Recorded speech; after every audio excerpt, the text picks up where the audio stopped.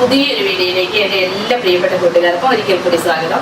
ഇന്നത്തെ നമ്മുടെ വീഡിയോ എന്ന് പറയുന്നത് വളരെയധികം ഗുണമുള്ള ഒരു വീഡിയോ ആണ്. ഒരുപാട് പേർക്ക് വളരെയധികം റിസൾട്ട് കിട്ടിയിട്ടുള്ള നല്ലൊരു വീഡിയോ ആണ് ഇന്നത്തെ വീഡിയോ എന്ന് പറയുന്നത്.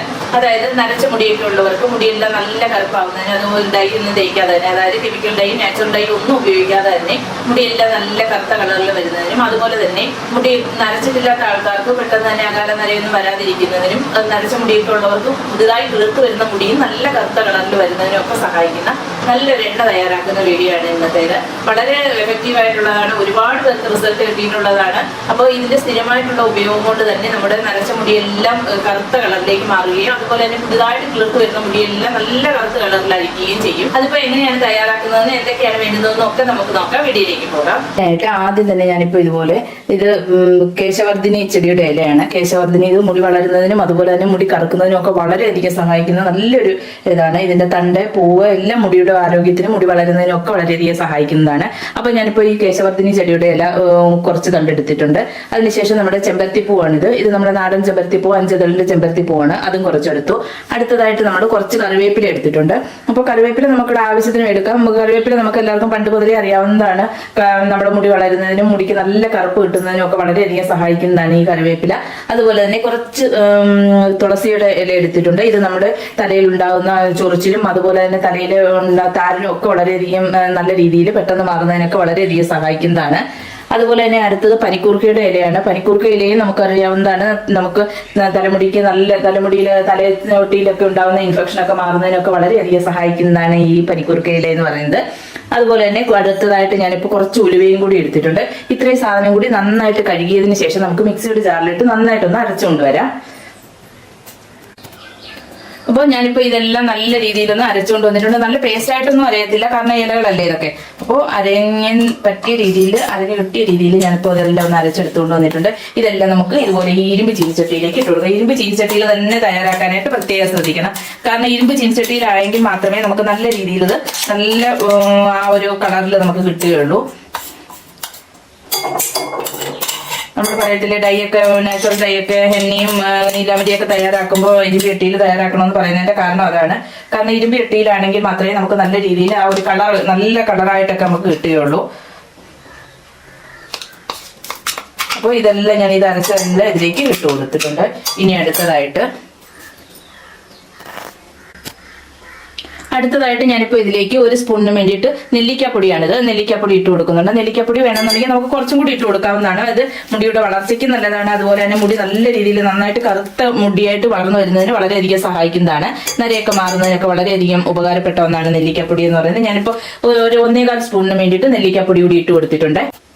ഇനി ഞാനിപ്പോൾ 1 സ്പൂണിന് വേണ്ടിയിട്ട് മൈലാഞ്ചിയുടെ പൊടിയാണ്, ഹെന്ന പൗഡർ, മൈലാഞ്ചിപ്പൊടി ഇട്ട് കൊടുത്തിട്ടുണ്ട്. മൈലാഞ്ചിപ്പൊടി എടുക്കുമ്പോൾ പ്രത്യേകം ശ്രദ്ധിക്കണം. ഇതുപോലെയുള്ള പച്ച കളറിലുള്ള പൊടി തന്നെ എടുക്കണം. അല്ലാതെ ഒരു ബ്രൗൺ കളറിലുള്ള പൊടി കിട്ടും, അതാണെങ്കിൽ നമുക്ക് അത്രയും നല്ല ഗുണമില്ല, കാരണം അത്രയും നല്ല പ്രയോജനം ചെയ്യുന്നതേ അല്ല അത്. അപ്പോൾ നമ്മൾ ഹെന്ന പാക്കുകൾ ഉപയോഗിക്കുമ്പോഴായാലും എല്ലാം ഇതേപോലെയുള്ള പൊടി എടുക്കാനായിട്ട് പ്രത്യേകം ശ്രദ്ധിക്കുക.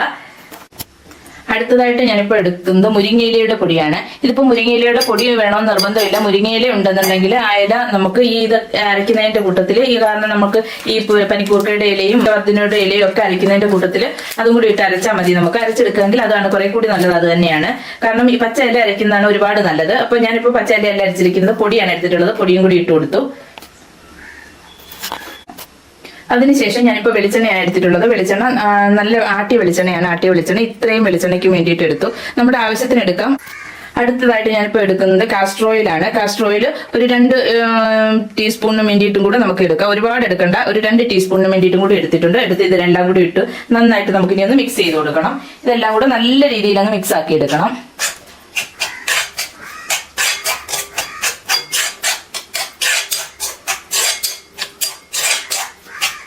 ഇനിയിപ്പോ നമുക്ക് ഇത് അടുപ്പത്ത് വെച്ച് നന്നായിട്ട് തിളപ്പിച്ച്, കാരണം ഈ ഇതിലെ നമ്മൾ അരച്ച് ചേർത്തിരിക്കുന്ന ഈ ഇല എല്ലാം നല്ല രീതിയിൽ മുരിഞ്ഞ് കിട്ടണം. കാരണം നമ്മൾ ഇതുപോലെ ഇങ്ങനെ എടുത്ത് പൊടിക്കുന്ന സമയത്ത് പൊടിഞ്ഞ് കിട്ടുന്ന രീതിയിൽ ഇലയെല്ലാം ആയി കിട്ടണം. അപ്പോഴേക്കും ഇതിന്റെ എണ്ണ എല്ലാം ഇറങ്ങി വരും. അപ്പൊ നമുക്ക് ഇനിയിപ്പോൾ അതിനുശേഷം നമുക്ക് എണ്ണ തയ്യാറാക്കി ഉപയോഗിക്കുന്നതിന് മുമ്പ് 2 ഇൻഗ്രീഡിയൻസ് കൂടി നമുക്ക് ഇതിൽ ചേർത്ത് കൊടുക്കണം. അതൊക്കെ നമ്മൾ ഇത് തയ്യാറാക്കിയതിന് ശേഷം വരാം, എങ്ങനെയാണെന്ന് നോക്കാം.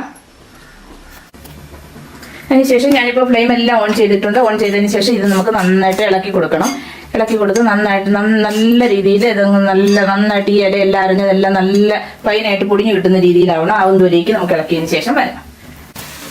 ഇപ്പൊ നന്നായിട്ട് തിളച്ചൊക്കെ വന്നിട്ടുണ്ട്, കണ്ടില്ലേ? നല്ല രീതിയിൽ തിളച്ച് വന്നിട്ടുണ്ട്. ഇവിടെ കറണ്ട് അങ്ങ് പോയി, അതുകൊണ്ടാണ് എനിക്ക് വെട്ടം ഒട്ടും ഇല്ലാത്തത്.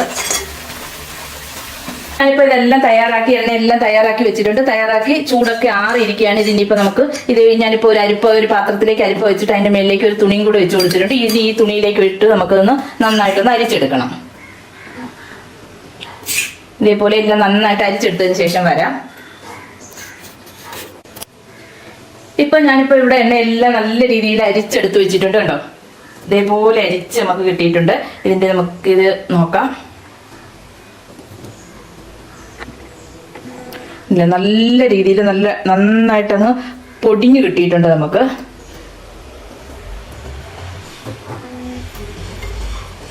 നമ്മൾ തയ്യാറാക്കിയ എണ്ണയുടെ കളർ കണ്ടോ? ഇനിയിപ്പോൾ ഇതിലേക്ക് നമുക്ക് ചേർക്കേണ്ടതെന്ന് പറഞ്ഞാൽ ആദ്യം തന്നെ നമുക്ക് ചേർക്കേണ്ടത് ഒരു നുള്ളിന് വേണ്ടിയിട്ട് ഉപ്പ് ചേർത്ത് കൊടുക്കണം. ഒരുപാടൊന്നും ചേർത്ത് കൊടുക്കരുത്, ഒരു നുള്ളിന് വേണ്ടിയിട്ട് ചേർത്ത് കൊടുത്താൽ മാത്രം മതി. ഞാനിപ്പോൾ ഒരു നുള്ളിന് വേണ്ടിയിട്ട് ഉപ്പ് ചേർത്ത് കൊടുത്തു. അതുകൊണ്ടായിട്ട് നമ്മൾ ചേർത്ത് കൊടുക്കുന്നത് ഇതിലേക്ക് നീലാമരിയുടെ പൊടിയാണ്. നീലാമരിയുടെ പൊടിയാണ്. നമ്മൾ നീലാമരിയുടെ പൊടി മേടിക്കുമ്പോൾ നല്ല ഫ്രഷ് ആയിട്ടുള്ള പൊടി മേടിക്കാനായിട്ട് പ്രത്യേകം ശ്രദ്ധിക്കുക. അതല്ലെന്നുണ്ടെങ്കിൽ നമുക്ക് വീട്ടിൽ നീലാമരി ഉണ്ടെങ്കിൽ ഉണക്കി പൊടിച്ചെടുത്താലും മതി. ഇതുപോലെ പച്ച കളറായിരിക്കും നീലാമരിയുടെ പൊടിക്കും. അപ്പോൾ അത് നമ്മൾ കുറച്ച് ഏകദേശം ഒരു 1.5 ടീസ്പൂണിന് വേണ്ടിയിട്ട് ഞാൻ ഇട്ട് കൊടുത്തിട്ടുണ്ട്. ഇട്ട് കൊടുത്ത് ഇതും കൂടി ഇട്ടതിന് ശേഷം ഇത് നന്നായിട്ട് അങ്ങ് മിക്സ് ചെയ്യണം. എണ്ണ നല്ല രീതിയിൽ അങ്ങ് മിക്സ് ആക്കി എടുക്കുക. ഒട്ടും തരിയില്ലാത്ത രീതിയിൽ വേണം മിക്സ് ആക്കി എടുക്കാനായിട്ട്.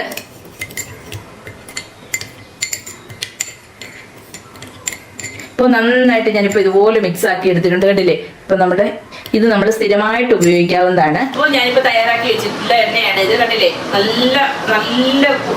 നല്ല ഒരുമാതിരി എണ്ണയുടെ അതേ ഇതെല്ലാം ഒരു രീതിയിലാണ് ഇതിരിക്കുന്നത്. നല്ല ബ്ലാക്ക് കളറുമാണിത്. ഇത് നമുക്ക് കുറച്ചെടുത്തതിന് ശേഷം കുറച്ച് തേച്ച് കഴിഞ്ഞാൽ മതി. നമുക്ക് ഇത് കുറച്ചെടുത്തതിന് ശേഷം നമുക്ക് സാധാരണ നമ്മൾ എണ്ണയൊക്കെ തലയിൽ തേക്കുന്നത് പോലെ തന്നെ തേക്കാവുന്നതാണ്. തേച്ച് അരമണിക്കൂർ കഴിഞ്ഞതിന് ശേഷം കഴുകിക്കളയാം. ഇത് ഒരു പ്രാവശ്യം ഉപയോഗിച്ചതുകൊണ്ട് തന്നെ ഒരിക്കലും ഒരു റിസൾട്ട് കിട്ടത്തില്ല. കുറേ പ്രാവശ്യം നമ്മൾ ഉപയോഗിച്ചെങ്കിൽ മാത്രമേ ഇതിന്റെ റിസൾട്ട് കിട്ടുകയുള്ളൂ.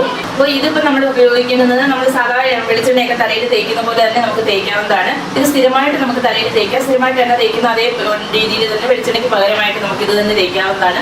തേച്ച് കഴിഞ്ഞ് കഴിഞ്ഞാൽ സ്ഥിരമായിട്ടുള്ള ഉപയോഗം കൊണ്ട് തന്നെ മുടിക്ക് നല്ല കറുപ്പ് കളർ വരുന്നതിനും അതുപോലെ തന്നെ മുടിയിൽ താരനൊക്കെ ഉണ്ടെങ്കിൽ അതൊക്കെ മാറുന്നതിനും മുടി നന്നായിട്ട് വളരുന്നതിനൊക്കെ വളരെയധികം സഹായിക്കും. കാരണം ഇതിനകത്ത് അടങ്ങിയിരിക്കുന്ന കേശവർദ്ധിനിയും അതുപോലെ തന്നെ മുരിങ്ങയിലയും കറിവേപ്പിലയും ഒക്കെ മുടി നന്നായിട്ട് വളരുന്നതിന് വളരെയധികം സഹായിക്കുന്നതാണ്. അപ്പോൾ ഇത് നമുക്ക് സ്ഥിരമായിട്ട് ഉപയോഗിക്കാൻ പറ്റുന്ന ഒരു എണ്ണയാണ്. എല്ലാ ദിവസവും ഉപയോഗിക്കാൻ പറ്റുന്ന ഒരു എണ്ണയാണിത്. വളരെയധികം എഫക്റ്റീവായിട്ടുള്ള എണ്ണ. ഇഷ്ടപ്പെട്ട് കഴിഞ്ഞാൽ ലൈക്ക് ചെയ്യാനും ഷെയർ ചെയ്യാനും കമന്റ് ചെയ്യാനും ഒന്നും മറക്കരുത്. അതുപോലെ തന്നെ സബ്സ്ക്രൈബ് ചെയ്യാതെ കാണുന്ന കൂട്ടുകാരൊക്കെ ഉണ്ടെങ്കിൽ പ്ലീസ് ഒന്ന് സബ്സ്ക്രൈബ് ചെയ്ത് സപ്പോർട്ട് ചെയ്യാൻ മറക്കരുതേ. അപ്പോൾ ഇന്നത്തെ വീഡിയോ നിങ്ങൾക്ക് എല്ലാം യൂസ്ഫുൾ ആയി കാണുമെന്ന് കരുതുന്നു. പുതിയൊരു വീഡിയോയുമായി വരുന്നതിലേക്കും ബൈ ബൈ.